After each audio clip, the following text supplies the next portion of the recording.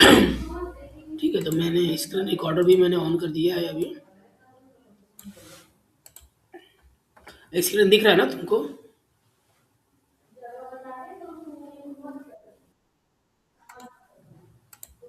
ठीक है।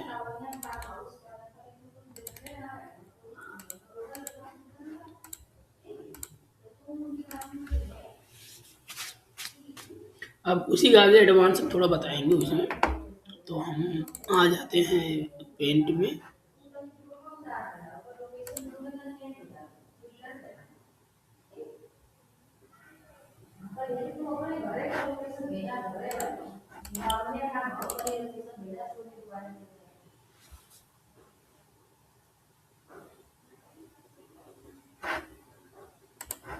ठीक है। अब हम कोई प्रोडक्ट फाइनल कर लेते हैं, जिससे कि आपको क्वेश्चन को और हमने बता ही दिया था। ठीक है, बनाने का तरीका सब में एक ही जैसा है, कैलकुलेट करने का तरीका भी वैसे ही रहेगा, कोई अंतर नहीं है उसमें, जैसे हमने लास्ट टाइम कैलकुलेट किया था वैसे ही है। ठीक है। अब थोड़ा सा प्रोडक्ट हम चेंज कर लेते हैं। ठीक है, अब प्रोडक्ट हम मान लो हम शॉल ले लेते हैं। ठीक है।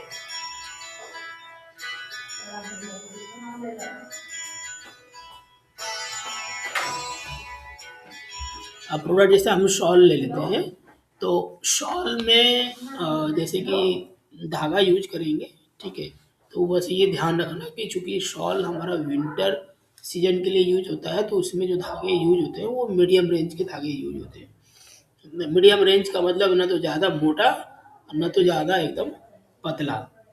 तो एक हो गया अगर मीडियम रेंज, जैसे मान लो 1 और 100।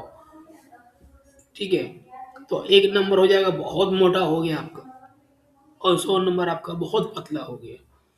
ठीक है, तो 100 नंबर जो जहाँ फाइन हो जाता है, तो वो आपका ड्रेस मटेरियल के लिए यूज हो जाता है। और जो 1 नंबर या 2 नंबर का जो होता है वो बहुत मोटा हो जाता है, वो आपका दूसरे पर्पज में होता है। बट मोस्टली जो शॉल वगैरह में होता है वो मिडिल रेंज में। मिडिल रेंज का मतलब ये हो गया कि आपका 40, 50, 60 के नंबर के बीच का जो धागा होता है वही यूज होता है। ठीक है, तो अब ये भी देखना है साथ में आपको कि मिडिल रेंज में कौन कौन से नंबर के धागे हमारे अवेलेबल हैं मार्केट में, जिसको लेकर के हम अपना डिजाइन हम बना सकते हैं या प्रोडक्ट हम बना सकते हैं। तो मिडिल रेंज में देखोगे तो जैसे अगर कॉटन में ढूंढोगे तो आपको 2/40 और 2/60 ये आपको 2 प्लाई के धागे मिल जाते हैं। ठीक है, और सिंगल प्लाई में देखोगे तो आपको सिंगल 40 और सिंगल 60 आपको धागे मिल जाते हैं मार्केट में। 50 नंबर का कोई धागा नहीं आता है, वो 40 और 60 का ही आता है। ठीक है, तो 40 नंबर मान लो अगर धागा लेते हो तो उसके लिए जो ईपीआई होगी वो आपका जो होता है वो आपका 36 के आसपास ईपीआई आएगा। ठीक है, तो ईपीआई निकालने का तरीका वैसे ही है जैसे मैंने पहले बताया था। कॉर फैक्टर आप ले लोगे, कॉर फैक्टर आप डिसाइड कर लो वीव्स वाइज। वीव डिसाइड कर लो कि पहले वीव कौन सा लेना है आपको, फिर उसके हिसाब से कॉर फैक्टर निकाल लो। फिर 2 बाई अगर 40 लेते हो तो 40 डिवाइडेड बाई 2 करोगे तो आपका 20 होगा। 20 को अंडर रूट करोगे तो 4 पॉइंट समथिंग आपका जो भी आएगा, फिर मल्टीप्लाई बाई आप कॉर फैक्टर करोगे तो आपका ईपीआई निकल जाएगी। फिर डेंटिंग आप चेंज करके उसका रीड नंबर निकाल लोगे। तो तरीका वैसे ही है जैसे मैंने पहले बताया, कोई अंतर नहीं है। ठीक है, अब आप वो चीज़ वैसे निकाल लो। हम यहाँ पे डायरेक्टली है हम शॉल बनाने जा रहे हैं। ठीक है, तो शॉल अगर हमको बनाना है तो हम एक ईपीआई मान लो, हम मान लेते हैं कि हमारा 36 होगा और पीपीआई हमारा 32 होगा। ठीक है, और धागा हम यूज कर रहे हैं आपका 2/40 का। तो 36 हमारा ईपीआई हो गया। अब मल्टीप्लाई कर रहे हैं कितना हमको टोटल रिक्वायरमेंट। ठीक है, या यूँ कहें कि अगर आपको 120 हुक में अगर आपको बनाना है डिजाइन या कार्ड में, तो पहले हम 120 हुक का डिजाइन हम बना लेते हैं, क्योंकि जो हमारा जो कार्ड कटिंग होगा वो 120 हुक का ही होगा। ठीक है, तो 120 हुक का पहले हम डिजाइन बना लेते हैं, फिर बाद में हम शॉल का डिजाइन बनाएंगे। ठीक है, तो यहाँ पे फाइल न्यू पिक्चर, जैसे आपको पहले बताया था, यहाँ पे टोटल नंबर ऑफ हुक्स यहाँ पे दे दोगे आप। तो 120 तो ये आपको पता है क्योंकि ये जकार्ड होता है, ये जकार्ड का हुक होता है, तो ये आपको तो पता है। लेकिन ये आपको नहीं पता है, तो ये हमेशा आपको निकालना पड़ता है। तो ईपीआई आपको पता है कि ईपीआई हमारा 36 है, और पीपीआई आपका 32 है, 34 आपने ले लिया।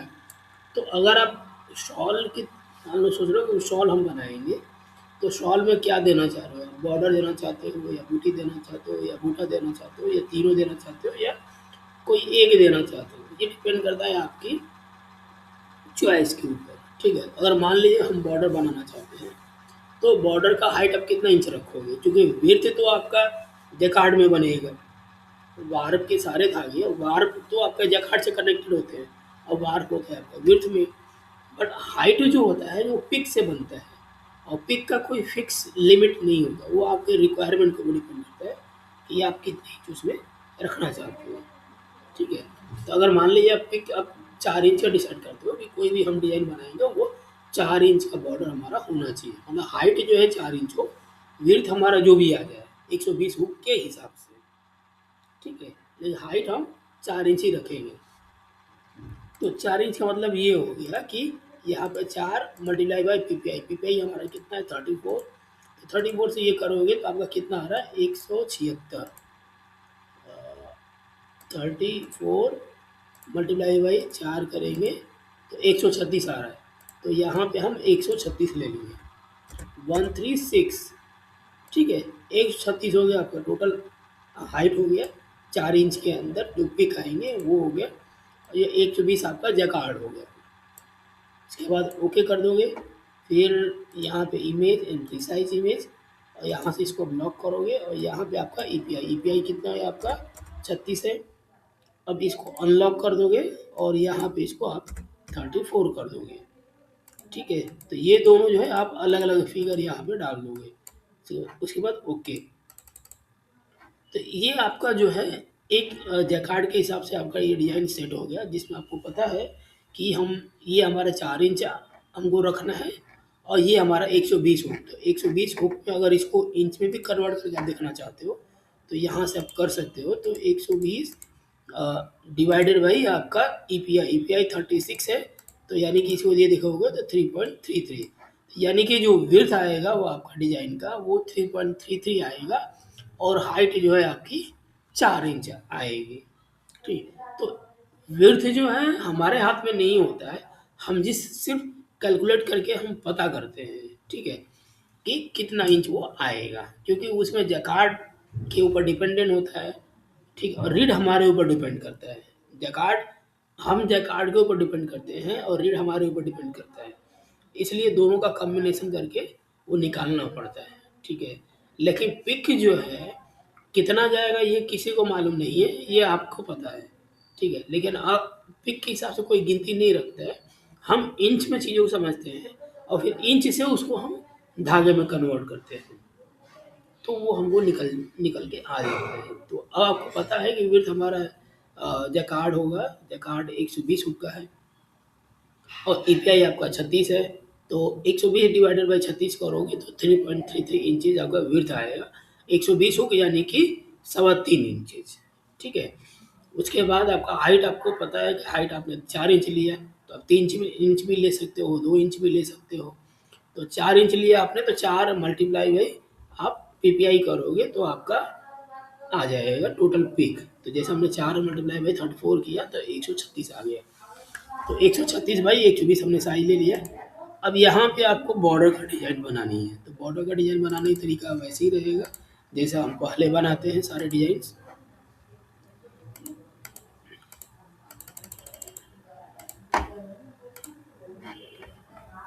ठीक है, तो बॉर्डर के लिए मान लीजिए कि हम कोई यहाँ पर डिसाइड कर लेते हैं।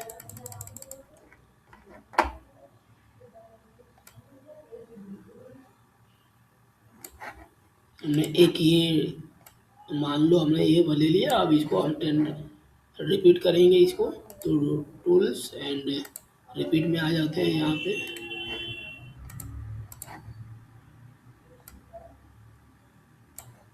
टूल्स एंड रिपीट लेयर, यहाँ पे आ जाएंगे। अब यहाँ से रिपीट हम बढ़ा लेते हैं, ये होगा ओके एंड क्लोज। बस ये ध्यान रखना रिपीट लेते समय कि रिपीट आपका बराबर होना चाहिए, कहीं डिजाइन कटना नहीं चाहिए। ठीक है, क्योंकि अगर मान लो ये 120 है, तो जो आप डिजाइन बनाओगे वो गिन के बनाओगे कि कितने आप घर में आप लोगे कि उसका मल्टीप्लाई करो या रिपीट लो तो बराबर वो सेट हो जाना चाहिए। जैसे मैंने 8 का लिया यहाँ पे देखोगे ये टोटल हमने 8 का लिया है, तो 8 मल्टीप्लाई बाई आपका इतने देख लो तो क्या होगा कि आपको पूरा यहाँ पे सेट हो जाएगा। ठीक है, ये 15 रिपीट है, तो 15 रिपीट हमने किया तो ये सेट हो गया यहाँ पे। ठीक है, उसी तरह अगर आप 9 का करोगे तो नहीं होगा, 7 का करोगे तो नहीं होगा, 10 का करोगे तो 12 रिपीट में आपका सेट हो जाएगा। तो ये चीज़ ध्यान रखना रिपीट करते समय, नहीं तो अदरवाइज क्या होगा कि आपका ये रिपीट सेट नहीं होगा।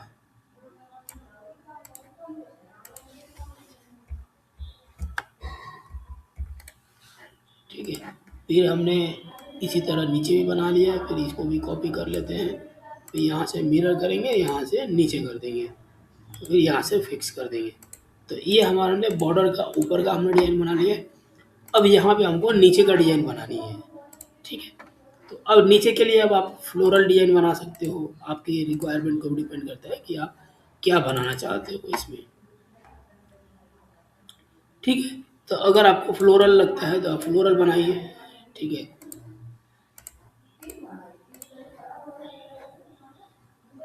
तो मान लो जैसे कि हमने इसको रिपीट मोड में कर देते हैं यहाँ से, ये रिपीट मोड हो गए, और एक रिपीट हम मार्क कर देते हैं यहाँ से ड्रॉ डेलिमिटेड लाइंस। अब इसमें जो है हमको डिज़ाइन बनानी है, तो अब डिज़ाइन बनाना है तो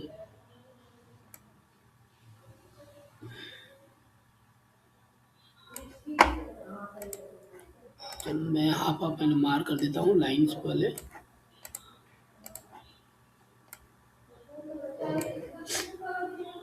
हमने 60-60 पर हमने मार्क कर दिया। अब हमें लगता है कि हमको 2 रिपीट चाहिए, तो हमने 60-60 पर मेरे से मार्क कर दिया। ठीक है, उसी तरह अगर आपको लगता है कि 1 रिपीट चाहिए तो आप 1 रिपीट लीजिए, आपको लगता है 2 रिपीट चाहिए तो आप 2 रिपीट लीजिए, ये आपके ऊपर डिपेंड करता है।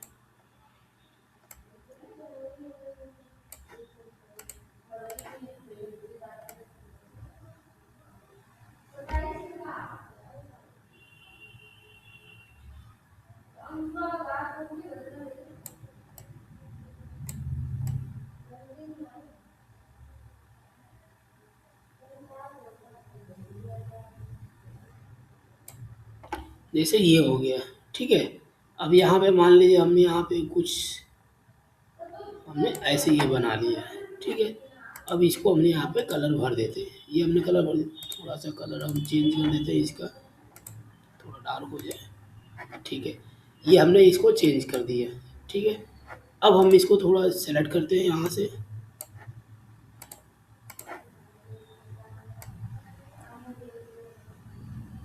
ये हमने सेलेक्ट करके यहाँ पर इसको लेके आया, और यहाँ से इसको हमने उल्टा कर दिया, यहाँ से ऐसे फिक्स कर देते हैं हम इसको। ठीक है, अब बाकी का जो अब स्पेस है वो यहाँ से हम इसको मैनेज कर देते हैं।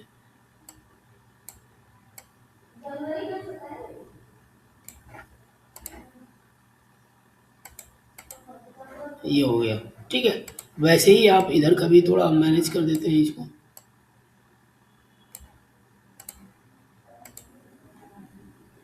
ये हो गया, और इसको बैकग्राउंड का जो है हम इसको एज कर देते हैं।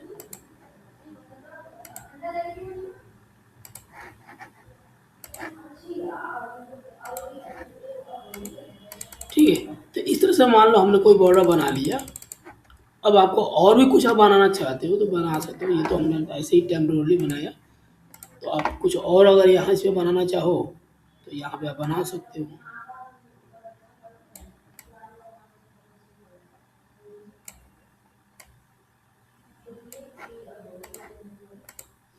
इस तरीके से आप जो मूड में भी करके आप डिज़ाइन बना सकते हो, कोई इशू नहीं होगा इसमें।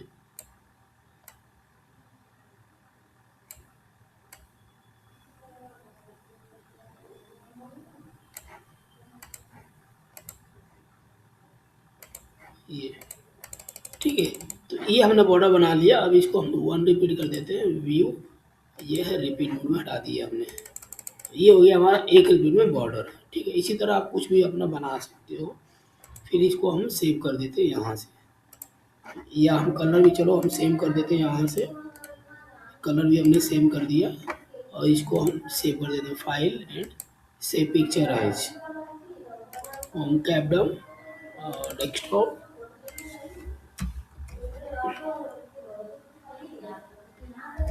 S-1 के नाम से हम इसको सेव कर देते हैं डेस्कटॉप पे। तो ये देखेंगे ना कि ये डेस्कटॉप पे हमारा ये सेव हो गया। तो इस तरह से हम बॉर्डर का डिज़ाइन पहले बनाया है, ठीक है। क्यों? क्योंकि यही डिज़ाइन हमारा जाएगा जैकार्ड पे, ठीक है। तो इसलिए हमने इसको हमने पहले बना लिया, ठीक है। अब हम आते हैं लेआउट के लिए। अगर आपको जब ग्राफ निकालना है तो आप ग्राफ इसी डिज़ाइन का आप ग्राफ निकालोगे, समझे? इसी डिज़ाइन में आप व्यू डालोगे और ग्राफ निकालोगे, ठीक है। लेकिन अगर आपको प्रोडक्ट बनाना है तो प्रोडक्ट भी पहले, क्योंकि प्रोडक्ट हम यहाँ पर देख रहे हैं, लेकिन लूम पर जब आप प्रोडक्ट बनाओगे तो लूम पर क्या होगा कि जैकार्ड आपका इतनी ही डिजाइन का जैकार्ड पर आपका ग्राफ जाएगा, ठीक है। लेकिन जब वहाँ पे आप मल्टीपल रिपीट्स करोगे तब जाके आपका शॉल बनेगा, ठीक है। तो हम इसमें वी डाल देते हैं पहले। एरा वी में आ जाते हैं यहाँ पे।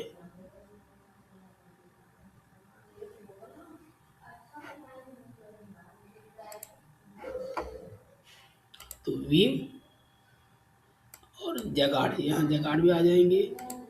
इमेज एंड लोड इमेज, अब उस डिज़ाइन को यहाँ पर हम लोड करेंगे, जैकार्ड, और ये हमारा आ गया डिजाइन, ठीक है। अब हम प्रॉपर्टी डाल देते हैं, यान पैटर्न, यहाँ पे अब इसको हम 1A कर देते हैं यहाँ पे।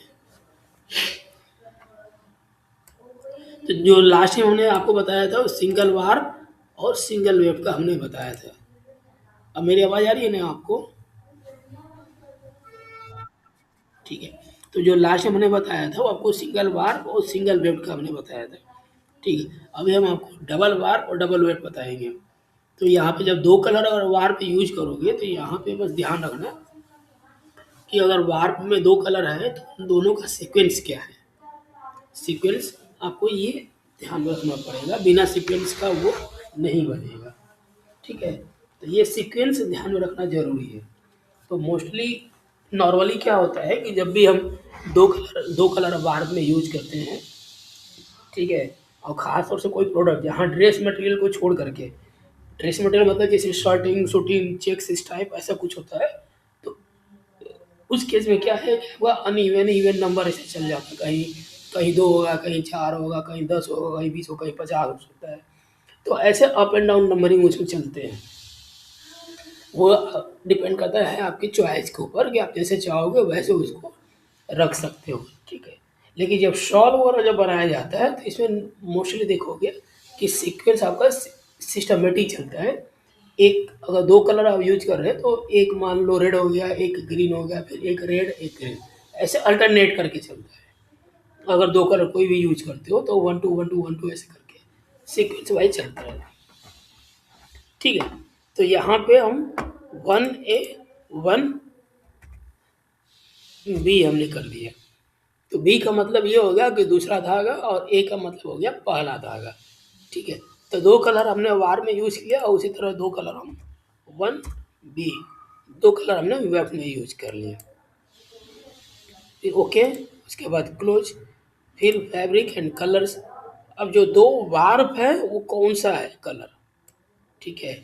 तो अब दो कलर कोई भी यहाँ से डिफाइन कर सकते हैं। मान लो एक हमने वाइट रख लिया और एक कोई हम रेड रख लेते हैं, इस तरीके से। उसी तरह वेट में क्या आप सेम कलर रखना चाहते हो या अलग अलग रखना चाहते हो? अगर सेम कलर रखना चाहते हो तो सेम कलर भी यहाँ पे आप दे सकते हो, और दोनों अलग अलग रखना चाहते हो तो आप अलग अलग कलर भी आप यहाँ पे दे सकते हो। इसके बाद ओके एंड क्लोज, ठीक है। उसके बाद हम यान, ये तरीका वैसे ही रहेगा जैसा हमने पहले सब कुछ दिया है, ठीक है। तो पहले इसको हम सेलेक्ट करेंगे, फिर यहाँ से आप NEC और यहाँ पे आप उसका नंबर डाल दीजिए। मान लें हमने 2/40 यूज किया तो यहाँ पे 40 2 प्लाई, ठीक है। ट्विस्ट सेंस और ये डायमेंशन फैक्टर यहाँ से चेंज कर लेना। डायमेंशन फैक्टर इसका 10 के आसपास रहेगा। ये डायमेंशन फैक्टर मतलब होता है धागे की मोटाई, ठीक है। तो धागे की मोटाई निकालने का जो सबसे अच्छा तरीका है कि जो धागे जहाँ से जब खरीदे जाते हैं ना तो उसके ऊपर उसका नंबर लिखा होता है। तो अलग अलग धागे का नंबर होता है, तो आप वहाँ से नंबर उठा सकते हो, नहीं तो आप सर्च पे नेट पर भी सर्च कर लोगे तो इसका मिल जाएगा आपको डायमेंशन फैक्टर कितना होगा 2/40 का कॉटन का, तो वहाँ से आप सर्च करके निकाल सकते हो। तो अलग अलग धागे का अलग अलग डायमेंशन फैक्टर होता है, तो वो सर्च करके भी यहाँ से आप देख सकते हो। अगर आपको मान लो नहीं निकलने आता है तो, या आपको नहीं मालूम है तो कोई बात नहीं है, आप 10-12 कोई भी डाल दोगे तो ये आपका उसके से आसपास ये आ जाएगा। ठीक है, फिर ओके। तो हमने वार्प का एक धागेदार डाल दिया, वैसे ही हम वार्प का दूसरे में डाल देंगे। ठीक है, और उसके बाद वेफ्ट का दोनों क्या सेम वार्प की तरह है या अलग अलग है? अगर सेम है तो सेम प्रॉपर्टी इसमें डाल देंगे, अगर अलग अलग है तो आप अलग अलग प्रॉपर्टी डाल देंगे। ठीक है, तो जैसे हमने सभी में डाल दिया हमने। अब उसके बाद जो है आ जाएगा डेंसिटी एंड कंट्रोल, यहाँ पे आ जाएंगे, यहाँ पे ईपीआई पीपीआई हम डाल देंगे। तो यहाँ पे मान लीजिए आपका 36 हो गया और यहाँ पे आपका 34 हो गया। ओके, एंड यहाँ पे क्लोज कर देते हैं। तो ये हमने ईपीआई पीपीआई सब डाल दिया। ये तरीका वैसे ही रहेगा जैसा हमने पहले डालते हैं। तो ये चारों 1 2 3 और ये 4 हमने डाल दिया। अब हम आते इसमें वीव डालेंगे, तो इसको हम सेलेक्ट करेंगे, यहाँ से हम आ जाएंगे, ओपन करेंगे। ठीक है, अब हमने ये ध्यान रखना कि कौन से कलर को हमने ओपन किया है। ठीक है, हमारा डिजाइन जो बन रहा है वो है पर्पल कलर से, और हमने पर्पल कलर को ओपन किया है। ठीक है, तो अगर आप चाहो तो इसमें 2 तरीके का व्यू डाल सकते हो। एक हो गया कि नॉर्मली आप यहाँ पे मान लीजिए कोई सैटिन का आपने डाल दिया यहाँ पे, यहाँ से क्लियर, यहाँ से डायमेंशन, यहाँ से अगर आपको सैटिन डालना है तो सैटिन हमने यहाँ से मान लो हमने कर दिया। ठीक है, ये सैटिन व्यू हो गया वेब फेस। तो अब यहाँ से मान लो हमने यहाँ पे वेब फेस कर दिया और यहाँ पे हम वार फेस कर देंगे सैटिन।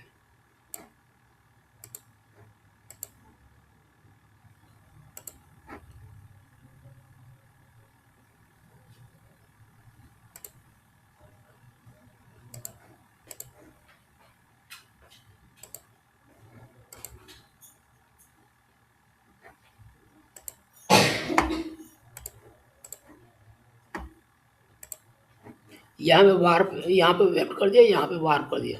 उसके बाद ओके करोगे तो देखोगे ग्राउंड में जो है आपका डिजाइन बन जाएगा।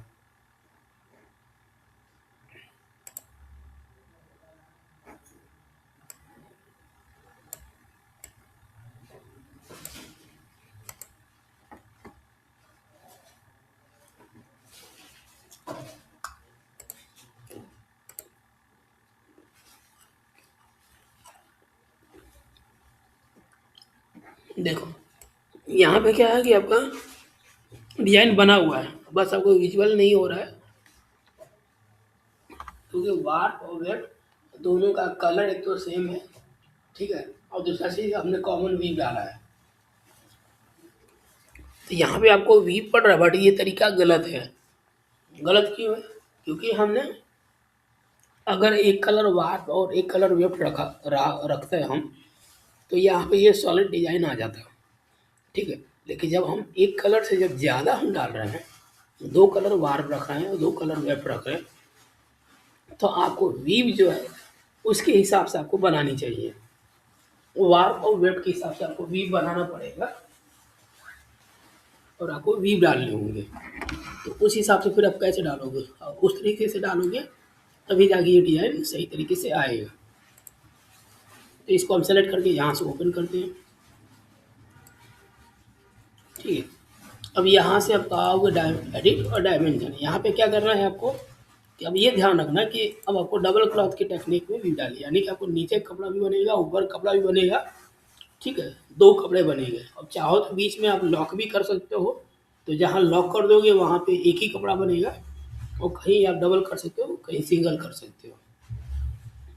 ठीक है, तो अगर आप चाहो कि अगर आपको लगता है कि नहीं हमें डबल क्लॉथ की टेक्निक से व्यू डालनी है, तो नीचे प्लेन डालना है, ऊपर भी प्लेन डालना है, तो नीचे प्लेन के लिए 2x2 का शाफ्ट चाहिए और ऊपर 2 का चाहिए, यानी कि 4x4 का आपको यहाँ पे ग्राफ चाहिए होगा।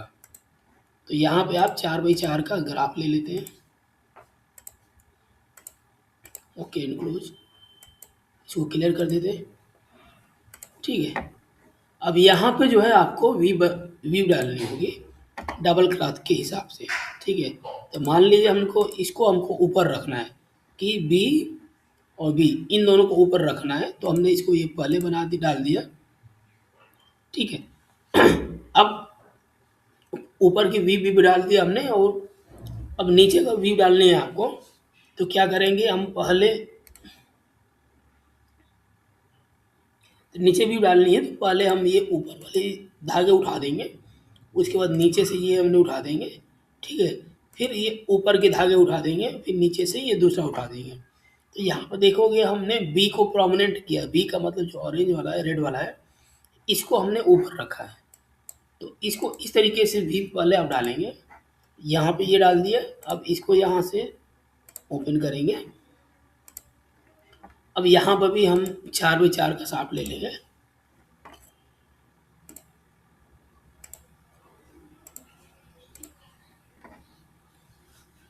ठीक है, जब आप पहले पहले हमने बी को परमानेंट किया था, अब इसमें हम ए को परमानेंट करेंगे। तो ये हो गया ए हमारा ऊपर का। ठीक है, जब हम नीचे का व्यू डालेंगे तो ऊपर का धागा हम पहले उठाएंगे, फिर नीचे का व्यू डाल दिए, फिर यहाँ पे ऊपर का धागा हम उठाया, पहले यहाँ डाले थे, अब हम यहाँ पे डाल देंगे भी, यहाँ से ये डाल दिया, और फिर ओके करेंगे।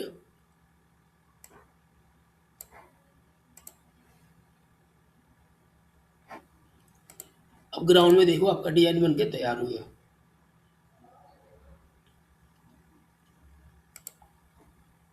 View and 1 repeat.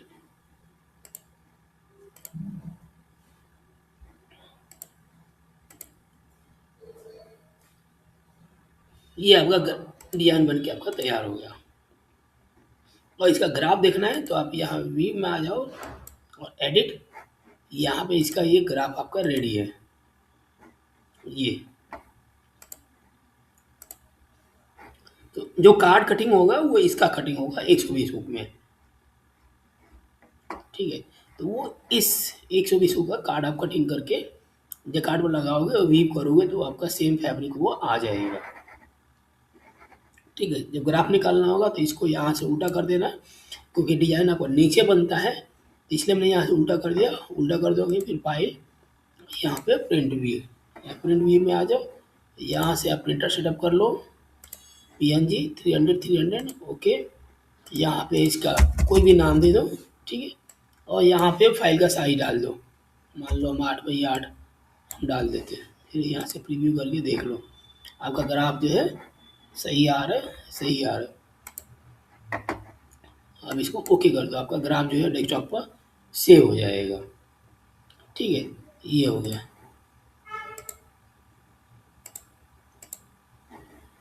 तो ये आपका ग्राफ डेस्कटॉप पर बन के तैयार हो गया।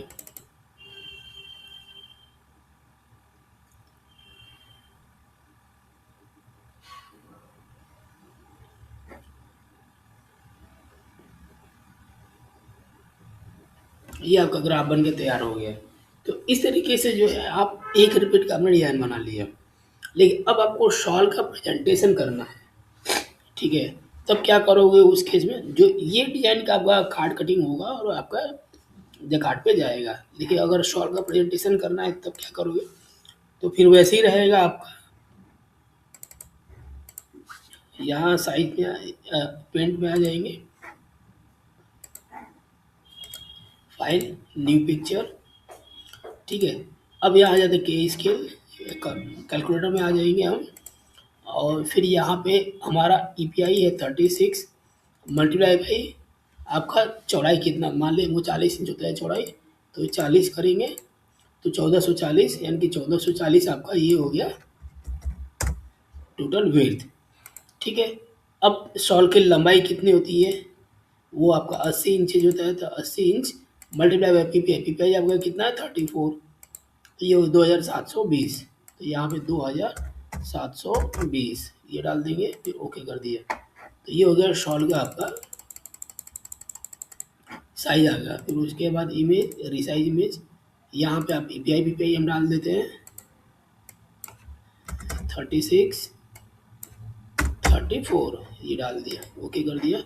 अब फाइल एंड लोड लेयर, यहाँ पे जो हमने डिजाइन बनाया था उसको यहाँ पे लोड करेंगे हम। ब्राउज भी कर सकते हैं यहाँ से, डेस्कटॉप, और वो डिजाइन हमने ये रखा है, ये आ गया हमारा डिजाइन। ठीक है, अब इस डिजाइन को आप नीचे से कितना इंच छोड़ के देखना चाहते हो, तो व्यू और यहाँ से आप रूलर कर लो, ये है पॉइंट्स पर ये इंच। अब नीचे से कितना इंच छोड़ के आप सेट करना चाहते हो, तो अगर आपको लगता है नीचे से 4 इंच छोड़ना है तो ये 4 इंच छोड़ करके यहाँ से सेट कर दो। फिर टूल्स एंड रिपीट लेयर, यहाँ पे आप इसको रिपीट बढ़ा दो, जितना रिपीट जाएगा उतना जाएगा। ओके एंड क्लोज, ये हो गया। अब इसको कॉपी करके ऊपर हम लोग चले जाएंगे, तो ये हो गया हमारा कॉपी हो गया। यहाँ से मिरर और ये टॉप कर दो, ये ऊपर सेट हो गया, ये हो गया। इसी तरह अगर आपको कुछ बूटा बनाना है तो बूटा भी पहले ही कैलकुलेट करके बना लोगे, फिर यहाँ लेकर आओगे, यहाँ पे आप सेट कर दोगे जैसे मैंने अभी सेट किया है। ठीक है, तो इसी तरह कुछ और भी चीज़ अगर आप बनाना चाहते हो तो अब इसे बना करके ऐसे ही आप सेट कर सकते हो। ठीक है, फिर सेव करना है तो सेव करने का तरीका वैसे ही रहेगा।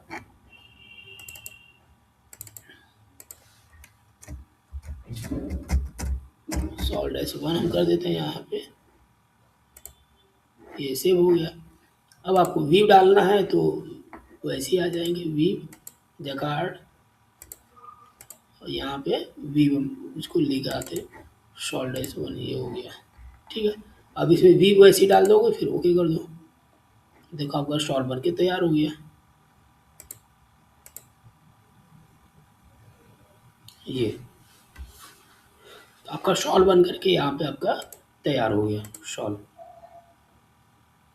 अब देखोगे यहाँ पे ध्यान से अगर देखोगे तो आपका यहाँ वाइट है, वहाँ पे वाइट प्रोमिनेंट चल रहा है। देखोगे ये जो कलर है वो नीचे जा रहा है और ये आपका ऊपर का प्लेन बन रहा है। ठीक है,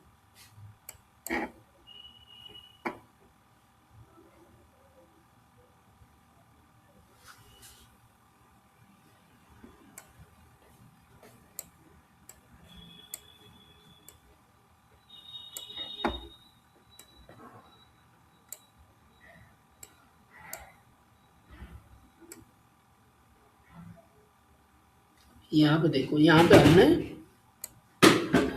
यहाँ ऑरेंज को हमने ऊपर कर दिया और यहाँ पर हमने वाइट को ऊपर किया है।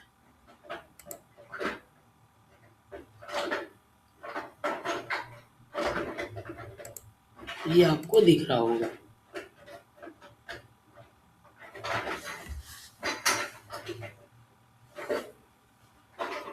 दिखा आपको?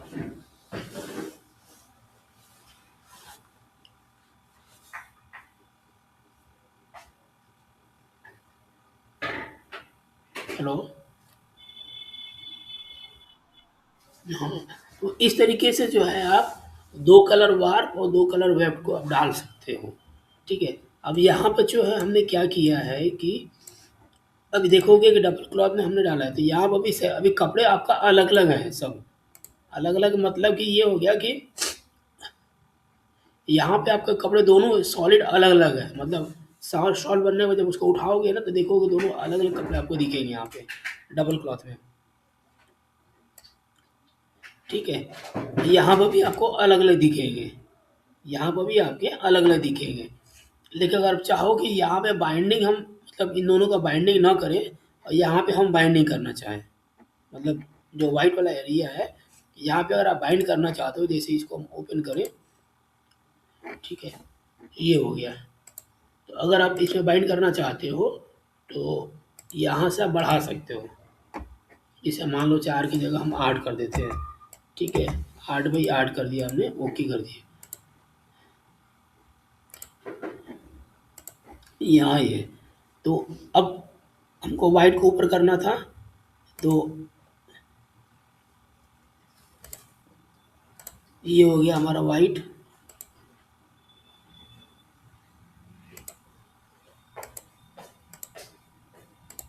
ये वाइट को ऊपर हमने डाल दिया है, ठीक है। अब उसी तरह नीचे को उठाना है हमको, तो नीचे वाला उठाना है तो वाइट हम पहले उठा देंगे। ये वाइट हमने उठा दिया, ठीक है, और नीचे से हमने इसको उठा दिया, ठीक। उसी तरह इस पर हम वाइट पहले उठा देंगे। अब यहाँ से हमने 1 और 3 उठाया था, तो अब यहाँ से हम 2 एंड 4 को उठा देंगे, ठीक है। उसी तरह यहाँ पे हम वाइट को हम पहले उठा देंगे, तो यहाँ पे 1 और 3 को उठा दिए। उसी तरह यहाँ पे वाइट को पहले हमने उठा दिया, तो यहाँ पे अब हम 2 एंड 4 को उठा दें। तो यहाँ पर भी देखो वही चीज़ हमने किया है कि अलग अलग है, ठीक है। लेकिन अगर आपको बाइंड करना है कोई और डिफरेंट टेक्निक से, तो इसमें आपको जो है वीव डालनी पड़ेगी इस तरीके से। कोई भी आप अलग अलग तरीके से इसे वीव डालोगे तो वो बाइंड हो जाएगा। ये यहाँ बाइंड हो गया। अब इस जगह पे आपको डबल क्लॉथ का टेक्निक बनेगा, लेकिन यहाँ पे आपका डबल क्लॉथ का टेक्निक नहीं बनेगा। देखोगे ग्राउंड में ये बाइंड हो गया, देखो। अब ये कपड़ा आपका डबल क्लॉथ नहीं रहेगा, मतलब टेक्निक हमने डबल क्लॉथ डाला है, ठीक है, लेकिन ये डबल क्लॉथ नहीं है। डबल क्लॉथ आपको सिर्फ ये डिजाइन वाले एरिया में दिखेगा, यहाँ पे आपका डबल क्लॉथ नहीं दिखे, क्योंकि ये बाइंड हो गया।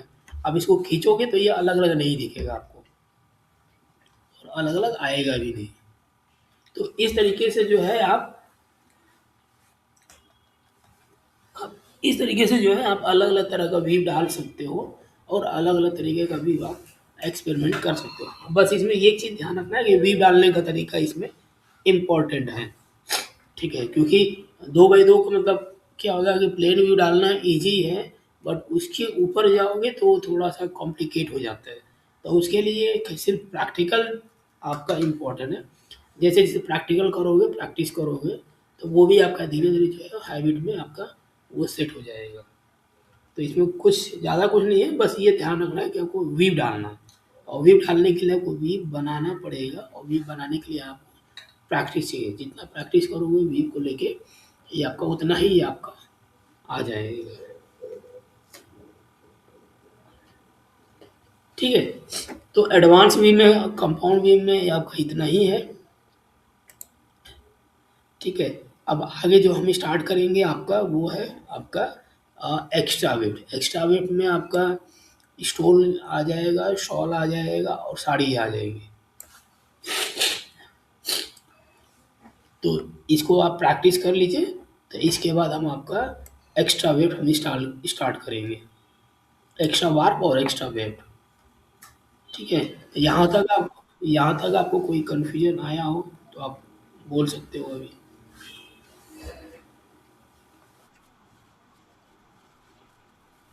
ठीक, तो इसमें कैलकुलेशन में देखो बस कोई इशू नहीं है। जैसे आपने होम फर्निशिंग में कैलकुलेट किए है, वैसे ही कैलकुलेट इसमें करना है, ठीक है। इस कोई अंतर नहीं है, बस वीव डालते समय बस ध्यान रखना है कि आपको अगर एक कलर से ज़्यादा यूज़ करना है तो वार पैटर्न, वेट पैटर्न आप थोड़ा-सा बढ़ा दोगे, और उसके हिसाब से वीव डालोगे। बाकी चीज़ें सब वैसे ही रहेंगी जैसे पहले आपने किया है, इसमें कोई नया नहीं है,